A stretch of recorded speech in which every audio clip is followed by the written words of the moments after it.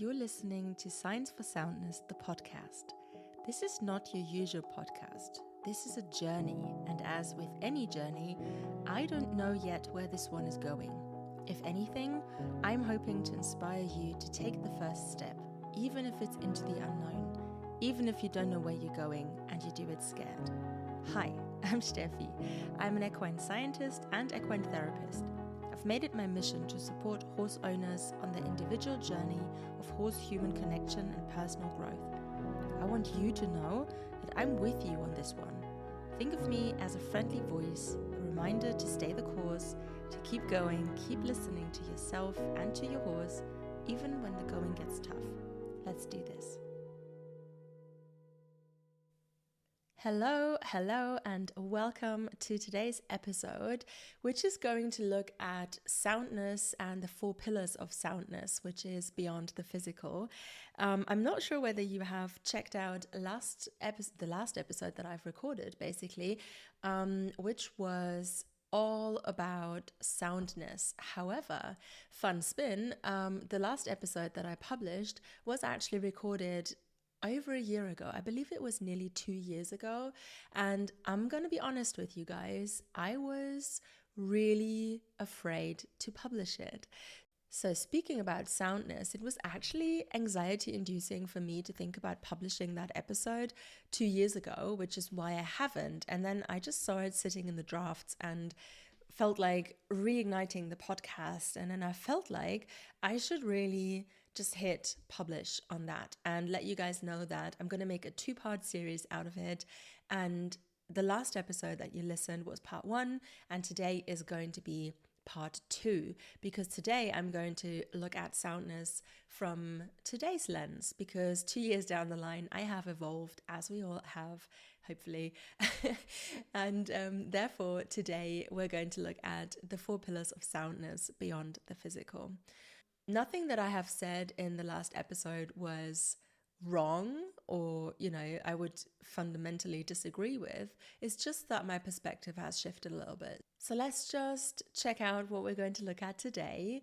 Today, I want to dive into why, when most people hear the word soundness, they think about a horse's legs predominantly, whether they're moving with or without lameness. But soundness to me is so much more than just that. It is emotional, spiritual, mental, and physical, and it applies to both the horse and the human. And if one area is off balance, guess what's going to happen? It is going to affect all of the other aspects as well. So everything is connected, and it really matters to me because when Bee first joined me, you guys have by now, you know who she was and what she meant to me. But when she first joined me, I had all the practical tools in my toolkit, I felt. I had the undergrad degree at the time. I was, I believe, just about starting my postgrad. And honestly, this pony just threw me off guard so much because she did not respond to any of that training that I was trying to go through with her. Basically, she was unable to relax around me, and the fact that she couldn't relax meant that she stayed in survival mode the whole time. So I dove into this topic. I dove into why, the what, the how, the science behind it, and kind of went down a deep rabbit hole. And coming out on the other end, I was working with Bee, and we were working together rather than against each other. I was following her lead, listening to what she needed, what her nervous system was telling me, and what her nervous system needed in order to co-regulate and down-regulate with me. And it was such a beautiful journey. Then further down the line, I was joined by Rubio, and he was the complete opposite of Bee. Whilst he's a very expressive horse, just like she was, he goes into freeze, dissociation, and shutdown whenever he feels overwhelmed. So with him, it's the complete opposite. I have to maintain that balance of having him upregulated rather than zoning out. And it's been such a challenge and such a personal challenge for me as well, because it meant that I was allowed to dive into all of these different pillars that I founded my business on. So Science for Soundness is named that because the science offers us the background that we need in order to dive into these areas. But soundness really is just, well, not just, but it is not just, that's it. It's not just the physical, it's also the mental, the spiritual, and the emotional soundness of all beings. So, just a little overview of today's episode. We are going to look at understanding the 4 pillars of soundness and how they create true connection and well-being. Let's first dive into physical soundness, because I feel like that is a term that rings a bell for most people. So physical soundness, the traditional definition probably would be, we're looking at lameness, we're looking at musculoskeletal health, we're looking at movement and proper, in air quotes, movement. But giving that a deeper perspective, physical soundness isn't just about movement, it's also about the nervous system. Because if a horse is carrying tension, they're bracing or they are compensating, this is often tied to their emotional or mental state. So we can't separate the body from the nervous system, and certainly not from these other pillars. So whenever you find that a horse is showing physical signs of being unsound, it very, very often is linked with some, for example, emotional trauma, or some other things that I have gone through that is stored in the body. So that will show up as, for example, chronic tension, nerve compression. It will show up as compensatory patterns in movement. You will see overdevelopment of certain muscular areas. So you will see, for example, an overdeveloped brachiocephalicus. You will see an underdeveloped longissimus dorsi, so the long back muscle, and possibly also some underdeveloped glutes in your horse. And that will show you that they spend a lot of time in a state of survival, in a state of unrest, unease, and being unsound physically. But this could also be linked to other factors.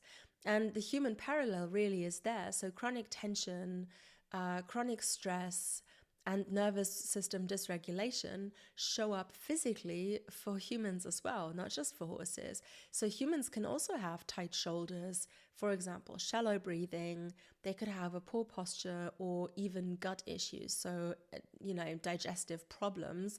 That is very often linked to chronic stress. And the chronic stress doesn't have to be of physical nature. So the initial cause of the stress could be mental stress from, having to struggle balancing out work and private life and whatnot, or too much to do at work, or not being able to switch off when you come home from work. That could lead to chronic stress, and the chronic stress could then be shown in the body physically. So that is connected. And there is a connection to the polyvagal theory as well, because you will see that a horse's body tells the story of their nervous system, just like our bodies do. And this is a cool opportunity for you to just do a little check-in with your body every now and then. Just like a very short moment, like a brief moment of tuning into your body, scanning yourself. Just close your eyes for a second, take a few deep breaths, whatever feels good for you. And just check in with yourself. Where are you holding tension? What are you feeling in this moment? Where do you feel it in your body? So it might be tight shoulders. It might be that your chest feels like it's compressed. It might be that you notice your breathing is really, really shallow, even though you're trying to take deep breaths and it's actually not feeling really good. So these are all cool opportunities to tune in and see, what does my body need right now? Shifting to mental soundness. So the second pillar, when we're looking at mental soundness, that probably would be the ability, well, classically looked at, it would be the ability to think, to learn, to problem solve without being stuck in survival mode. So looking at survival mode, we're going to do a whole podcast episode on that, but looking at survival mode, if you are stuck in survival, you are not going to be able to learn. You're not going to be able to access your higher brain functions because your almond brain is taking over. Your amygdala is basically taking over and hijacking the whole thing. And that also is the same for our horses, for all mammals, really. So signs of mentally unsound horses would be constant over alertness. So if your horse is constantly on the lookout for the next best thing, the kind of horses where people say, oh, they're always trying to pick out things to get spooky with, that is not your horse trying to deliberately find things they could spook from, but they're actually in like a state of hypervigilance. So they're constantly alert and they're constantly switched on, which means that they are in survival mode. They are not sound mentally in that moment. It could also be an inability to settle. So if you're trying to calm them down and co-regulate with them, you will find that they're not able to settle into the moment with you. Instead, they are just totally skittish and all over the place, and you cannot get a hold of whatever it is that is freaking them out. But also it could be the complete opposite. It could be shutdown behavior. So horses might just not participate actively, or they could show you repetitive stress patterns, stereotypical behaviors such as, for example, box walking or crib biting or weaving. These are all signals that your horse is stuck in a chronic state of stress and mentally not really able to access their higher brain functions in that case, because they're stuck in the survival mode. In humans, it would also be similar. So in humans, if we're looking at unsoundness or being unsound mentally, it could be overthinking. How many of us overthink situations and just go back and forth and through the situation over and over and over again in order to find, where did I go wrong? Spiraling thoughts where you just can't stop the negative spiral and be stuck in that without actually getting any results or being able to come out of that. And also feeling stuck or reactive instead of responsive. So if you are stuck in a state where you're just so overwhelmed with everything that you cannot actively respond to someone, but instead you're just being reactive and lash out, then that would tell you something about you being in survival mode, and it might be worth investigating what's behind that. So the learning connection really is there. A horse in survival mode can't learn. Like I said, they can't access higher brain functions, and their almond brain, the amygdala, takes over. And the same goes for us humans. Neither can we. If we are in survival mode, we are not going to be able to retain any kind of information. So it doesn't matter if you're upregulated into a sympathetic state or downregulated into a more shutdown state. Either way, you're not going to be able to access that. You're not going to be able to learn.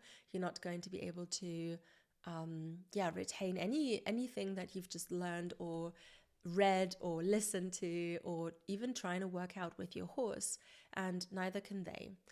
So something that you can do, just a small thing you can do before you start learning for yourself, or even, in the context with your horse, learn with them, train with them. You could try and do a co-regulation breathwork type exercise where you just stand with your horse, where you focus on your breathing, and where you try and slow your breathing down to a point where you feel like you're in sync with your horse now. And it's such a beautiful thing to do, to become aware of that breath, to anchor yourself in the moment with your breath. It really gets you back into the moment, into the present moment. And I think that is so important because, if our brains, if the amygdala takes over, it just basically runs the whole show, and there is no coming out of that survival mode unless we interrupt that pattern. So breathing is always a really powerful thing we can do to regulate and co-regulate with others.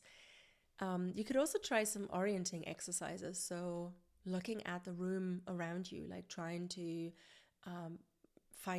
trying to orientate within space around you and really grounding yourself in that. That's also really powerful, but obviously your horse can't do that.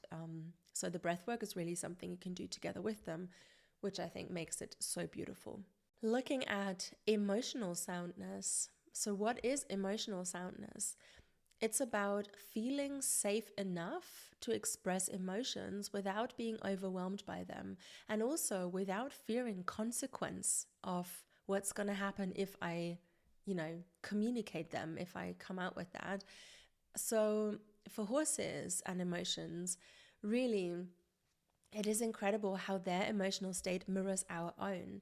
So, for example, if you are in a really bad place emotionally and you are showing up and you want to do something with your horse and you just don't have the calm and compassion that you usually would like to have in order to interact with them from a space of love and compassion, and instead you're feeling really agitated and you're really overwhelmed with whatever situation that you're in, it's going to be picked up by them. They are going to be able to sense that something's off.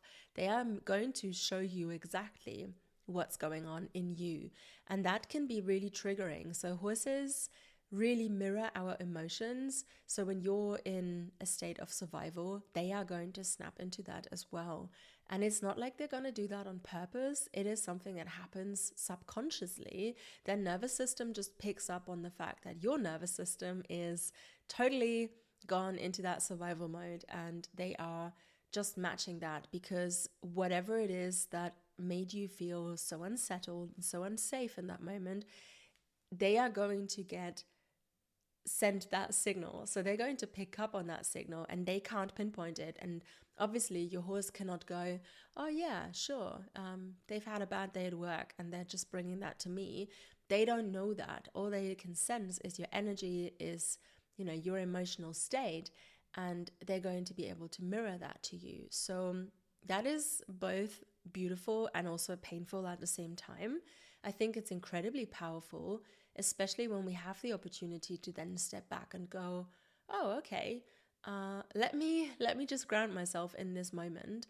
Let me just take a breath with your horse or without your horse, and then try and come back into that safety, into that connection with your horse, into the safety of the moment, into the safety of your own body, into the moment that you're in, feeling grounded in the.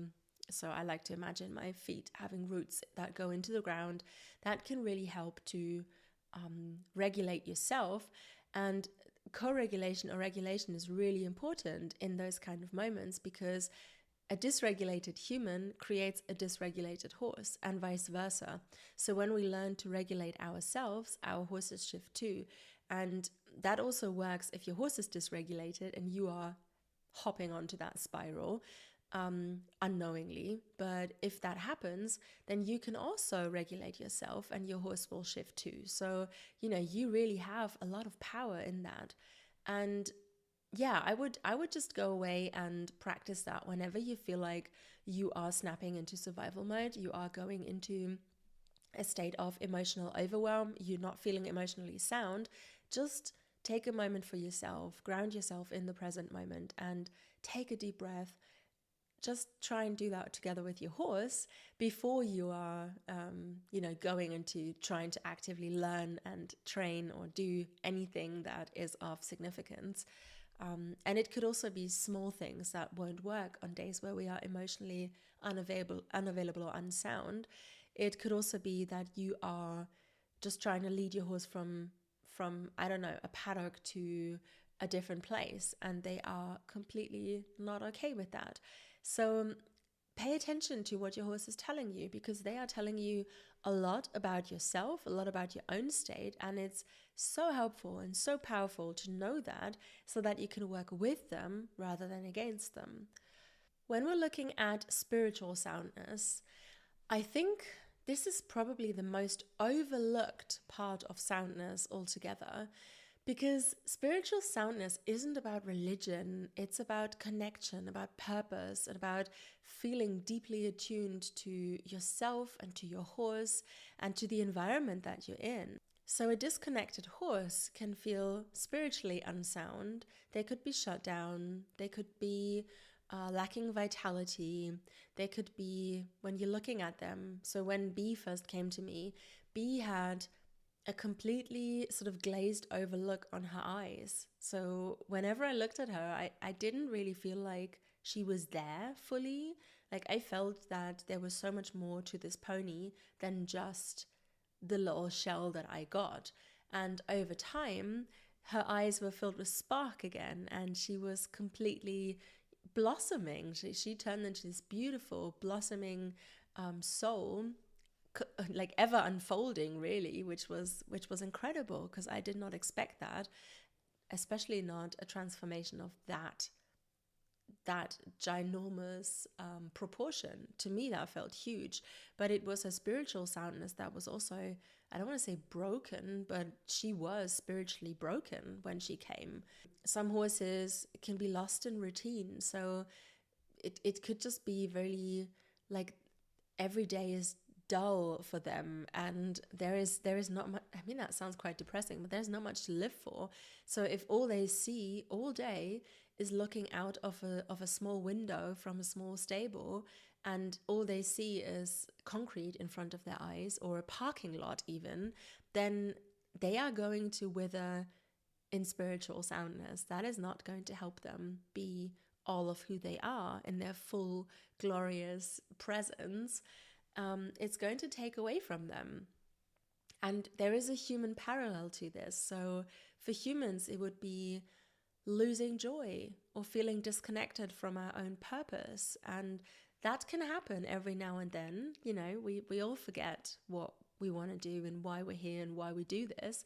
But if you don't have a purpose, it is so much harder to feel 100% sound. And I'm not saying that we are. None of us probably are 100% sound, because again, soundness is a dance. It's just showing up every day, seeing, what do I need today? What is going to serve my horse today? What do they need? And how can I show up and do that? And the same for myself. What can I do for myself in order to be better, feel better, and all of that? So spiritual soundness really, really ties in for me, especially with the environment. So if we offer our horses an environment that is inspiring in many ways and rich in variety, then we have a much better chance of maintaining spiritual soundness for them. So this is actually also why I created the Inner Circle, because soundness isn't just about techniques. It is about shifting our whole way of being, not just with ourselves, but also with our horses. And it is so important to be witnessed and to be cheered on this journey. And I felt like I needed to create a space in which it's possible to unfold and be all of who you are, but at the same time be on your own journey, because we all are on unique journeys, especially when we're looking at soundness. You know, we all have different things that we're dealing with and we're working through. So it's super important to have that kind of space where you can tap into the unknown and unfold and figure out what else is there. So again, in order to assess whether you are spiritually sound or not, you could probably just ask yourself, how are you feeling in this environment that you're in? Are you getting things, do you consume things that inspire you? Are you inviting things into your life that inspire you? Do you have a purpose that moves you? So for me, this work really is a purpose. I feel like this moves me every day. It moves me with my horses, but it also moves me detached from my horses, because I feel like the human side is just as important as the horse side.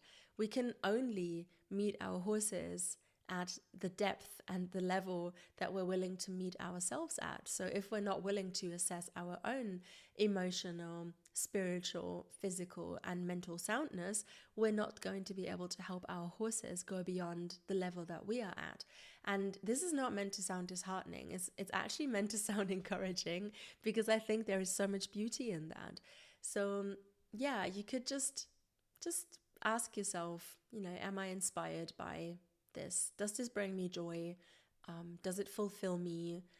And does it give me purpose? And the same for your horse.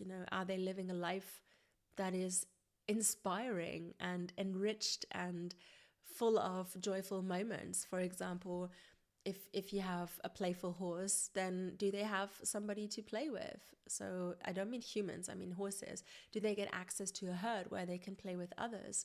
It's so important to cater to that as well. Spiritual soundness. So when talking about soundness, and especially in the spiritual sense, we are talking about the deeper connection, the feeling of alignment, the energy between you and your horse, quite frankly. So a horse can be physically, mentally, and emotionally sound, but still feel disconnected. They can feel stuck in routine, lacking vitality, like we said, going through the motions without truly being present. And we as humans, we feel that too. We get caught up in the training, the progress, the external goals, and we completely lose presence, joy, connection. So how do we shift that? I would say by slowing down, by giving space for presence. So space is a huge factor as well. By having moments where you're with your horse just to be, not to do. And one of my favorite things to ask myself is, am I showing up as a partner or just as a trainer? And you can put the just in air quotes if you want, but there is a difference. Because true partnership, true spiritual soundness isn't about what we do with our horses, it's about who we are with them. So just to recap everything that I've just gone through, the 4 pillars of soundness are mental, spiritual, physical, and emotional soundness. And they all affect each other. So if one pillar is out of whack, you could also imagine it as like a chart. You want 100% actually for all of them. And if one of them goes down to, say, 10%, it's not enough to compensate with any of the others, because that's not going to do. You want all of them to be equally balanced out. And there will be some compromises. So sometimes you will not have the perfect stable environment that you would like, for example. So your horse might feel spiritually a little bit more unsound rather than, in the ideal scenario, but you tried it, it didn't work, then, that's a compromise. But it might help your horse feel mentally more sound because they are in an environment where they can cope better. Also, if your horse is spiritually, mentally, or emotionally unsound, it might affect their body because they constantly stay in survival and move in a state of survival, which affects their muscular growth, which means that certain parts of their body constantly get triggered to be tense, constantly get used a certain way, and compensation patterns might evolve. And these compensation patterns then, on the other hand, will in return keep your horse stuck in a survival mode and constantly feed back to the brain that survival is still needed. So they will feel emotionally, mentally, and spiritually unsound in those moments, even though there might not be actually something wrong. So you can see how this is a spiral and one thing feeds into the other. It's all connected always, and you will never be 100% able to make out that there isn't any problem. And I want to say that because a lot of people I meet, sometimes they come to me and they say, yeah, but we checked everything and the vet said they're fine and there is nothing wrong. And here I am and I'm saying, hey, but there might still be something wrong. You might just not be able to find that out with a vet. There might still be some spiritual, emotional, or mental thing going on that is keeping them unsound and therefore feeding their body into this state as well. It's super interesting. Once we dive into that, it actually means all of a sudden horses become so much more nuanced. They become so much more like as an equal. And I always say you want to meet your horse eye to eye, but what that truly means is putting your ego aside. It means stepping away from I want to what do you need. So make sure you always have these 4 pillars of soundness in mind in order to not just help your horse live a better life, but also help yourself, because your soundness matters just as much as your horse's soundness. And as we just discovered briefly, but we did discover that once you dive into this, everything is connected. So give yourself the chance to experience that. Step away from we have to go through this training program, or we have to go, through this, that, or the other. If you feel like there's something wrong, it's off, it feels kind of off, don't do it. Because true soundness isn't just about moving correctly, it's about feeling safe, feeling seen, and feeling whole.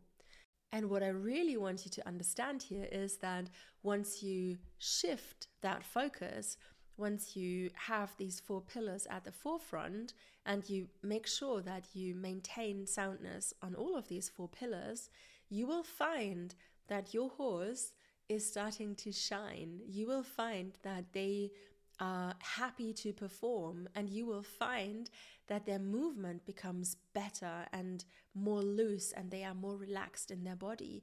You will find that they are more calm and present in the moment, and all the skittish behavior disappears. And you will also find that should you choose to compete with them, your horse is going to get better marks because they are actually presenting themselves as the beautiful soul that you know they are, without being forced through something, but actually they are from the inside out. They're so well looked after, they're so sound that they are going to present themselves completely different to a horse that is forced through any sort of competition or training or anything. So just bear that in mind. And as a little question for you, because you've just sat through all of this, thank you so much for listening.